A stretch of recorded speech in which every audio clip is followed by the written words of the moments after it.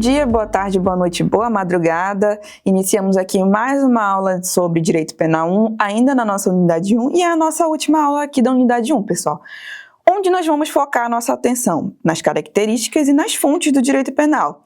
Iniciando aqui, relacionadas às características, vocês vão ver que eu deixei separado para vocês de uma forma bem objetiva quais são as principais características do direito penal. Nós já citamos algumas delas ao longo das nossas aulas, mas eu queria que vocês tivessem isso bem claro, de forma bem sistematizada, para que a partir daqui vocês já analisem a nossa legislação, analisem como acontecem os fatos na vida prática, os exemplos que eu vou dar com essas características em mente, ok?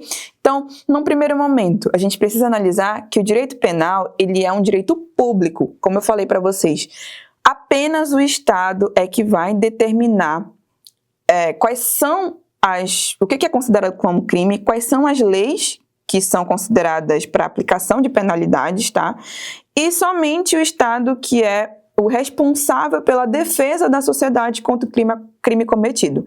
Então, eu, enquanto indivíduo privado, não posso me utilizar das minhas próprias forças para fazer uma vingança privada. Lembre, a gente já teve um momento da sociedade em que isso era valorizado. Não podemos mais, tá? Por quê? Pela característica do direito penal que nós temos aplicável atualmente, enquanto sociedade, ele é um direito público. Portanto, o jus puniendi, ou seja, o direito de punir, o dever de punir é do Estado. Então, o Estado, ele é o responsável não só por estabelecer essa punição, mas também, como ele é o responsável por defender a sociedade com relação a esses crimes, ele é quem vai estabelecer a fiscalização dessas legislações, a aplicação dessa lei e a defesa do cidadão contra os fatos criminosos.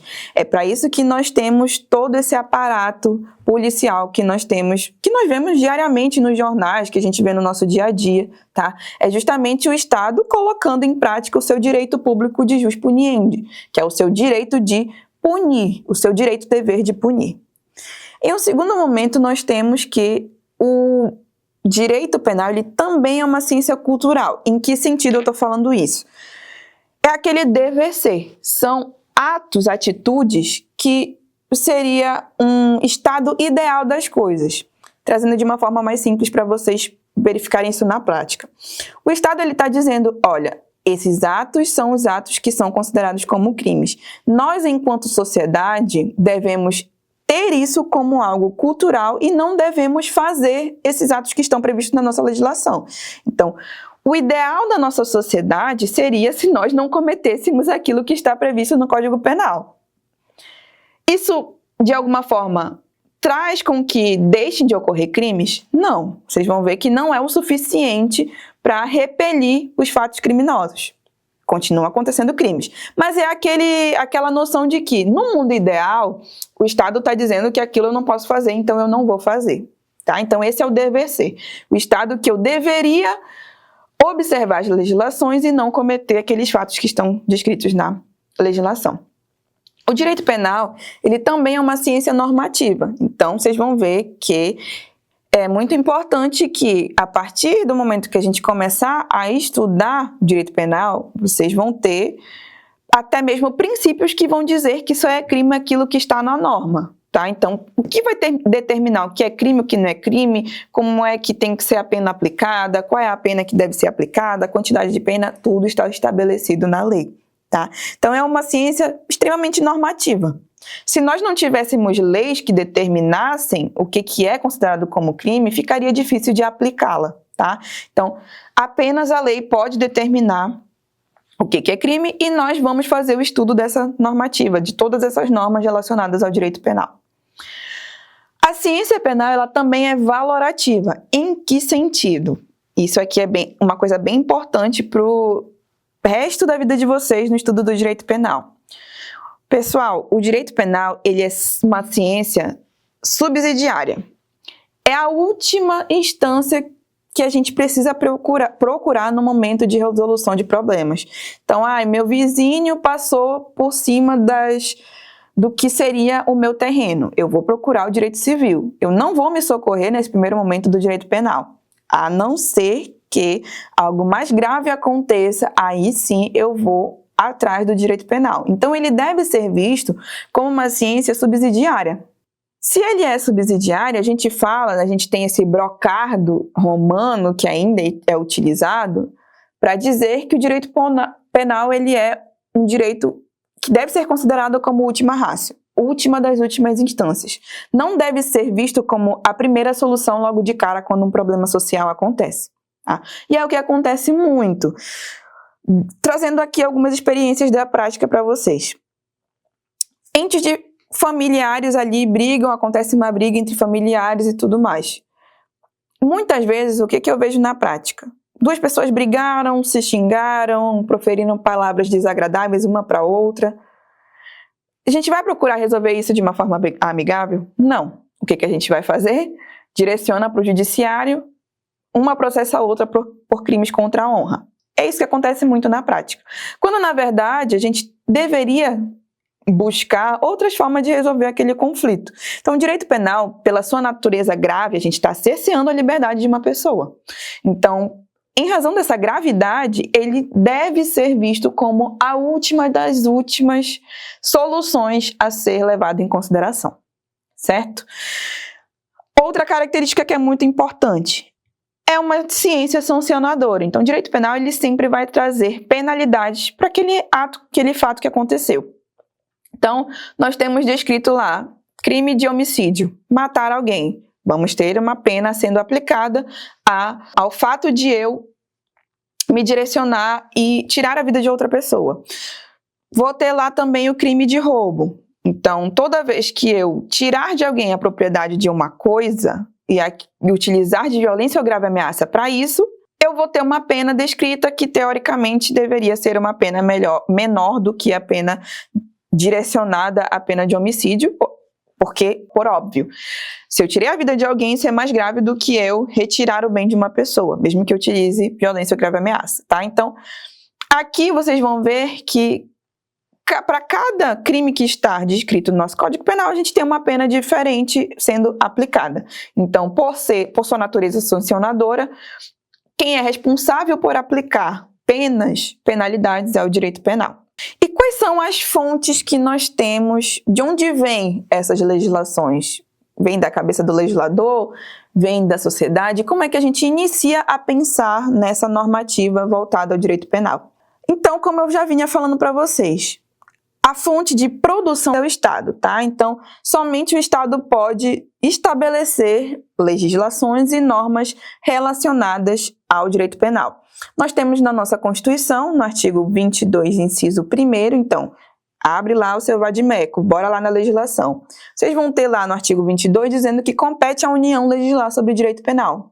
Se eu estou falando que compete à União, eu estou falando de leis de natureza federal, ok? Então, vamos ter em mente que toda vez que eu quiser criar um novo tipo penal, isso aqui é alguma coisa que está acontecendo muito na sociedade, nós temos dados que vão subsidiar para demonstrar que um novo fato está acontecendo na sociedade. Vou dar um exemplo para vocês.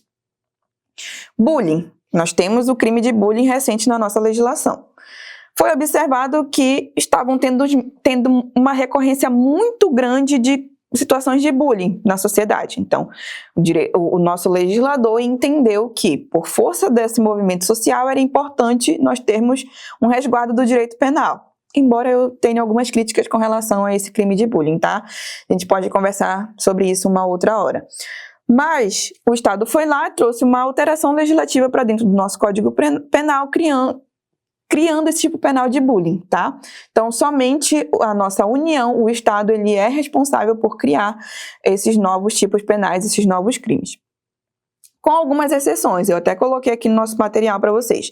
Excepcionalmente, os Estados membros, então estamos falando aqui dos Estados abaixo do ente federação, tá? Então a gente tem a União, tem os Estados. Podem fazê-lo quanto às questões específicas. Autorização por lei complementar. Então, a gente não pode, enquanto Estados, criar crimes, mas a gente pode determinar alguma questão subsidiária ali de aplicação, questões relacionadas à política criminal, onde é que vai ser aplicado, criação de presídios, algumas questões relacionadas a isso, tá ok? Mas crime só pode ser legislado pela União. Uma fonte subsidiária do nosso direito penal é questões relacionadas a fontes de cognição ou de conhecimento. A lei seria a única fonte no que diz respeito à proibição ou imposição de condutas. Isso aqui a gente já falou. Mas a gente precisa observar a efetivação dessa legislação. Se uma lei está lá, não está sendo aplicada, acaba sendo uma lei morta, certo? Então, a fonte imediata vai ser a lei, como a gente já estava falando. Somente a lei pode determinar o que é crime. Mas a fonte subsidiária e uma fonte imediata são os costumes e os princípios gerais de direito. E aí, por que eu estou falando isso? Vocês devem lembrar que nós tínhamos, até muito pouco tempo, alguns crimes direcionados à mulher na nossa legislação. Então, a mulher ela não podia fazer alguns atos da vida civil que aquilo era considerado como um crime. Por quê? Porque os costumes vão ditar também o que o nosso legislador vai estabelecer como crime. Tá? Então, uma coisa que se discute, e é um debate até muito doutrinário que nós temos atualmente. Vou dar um exemplo aqui. Crime de pirataria. Quem nunca baixou aquele torrent? Quem nunca baixou aquela música de maneira clandestina na internet? Quem nunca comprou um CDzinho pirata? Então, na prática, quando a gente vai para os costumes, a pirataria ela é uma coisa que acontece diariamente. Baixar o aplicativo do Word de maneira clandestina, sem comprar de fato o aplicativo, a gente tem na prática. E aí o que se discute? Se o crime de pirataria ele ainda tem a sua validade, em termos de fazer a aplicabilidade do fato que está acontecendo, da norma e aos costumes que existem na nossa sociedade. Tá? Então, algumas coisas já foram revogadas ali do nosso direito penal em razão aos costumes. Dei o exemplo dos crimes que eram voltados especificamente a fatos que aconteciam às mulheres proibidas de fazer alguns fatos da sua vida civil. Tá? Nós temos a Lei de Introdução às Normas do Direito Brasileiro, que é o decreto de número 4.657 de 42, que vai dizer que, lá no artigo 2º, caput, não se destinando à vigência temporária, a lei terá vigor até que outra modifique ou revogue. Então, enquanto a gente não tiver uma lei que retire esses costumes que foram considerados como crimes, algo criminoso, de proteção do direito penal, enquanto não vier uma outra lei e retirar isso, revogar essa legislação, a gente ainda vai ter aquela situação considerada como um fato criminoso, um fato que deve ter o respaldo e a proteção do direito penal. Pessoal, essa foi a nossa última aula, videoaula da unidade 1. Nós vamos passar à unidade 2, que vai estar voltada aos princípios e à interpretação da nossa lei penal.